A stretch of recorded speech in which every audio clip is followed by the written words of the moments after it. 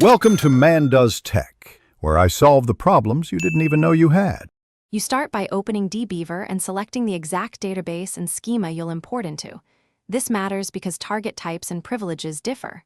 Once done, verify the connection works, test it, so you don't waste time later. Next, locate your source file and note format details: delimiter, encoding, header row presence. Then, right-click the target table or schema to reveal import options. This is the first actionable step that launches Dbeaver's import wizard. You'll now work through the import wizard, choose your file type, and load the file so Dbeaver can preview rows. Make sure to map source columns to the correct target fields. This prevents type mismatches.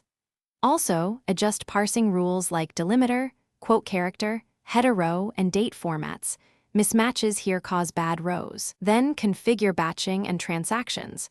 Set a sensible commit size and enable transaction use when possible to balance speed and recoverability during large imports. Execute the import, and if available, run a preview or dry run so you can catch obvious issues without committing data.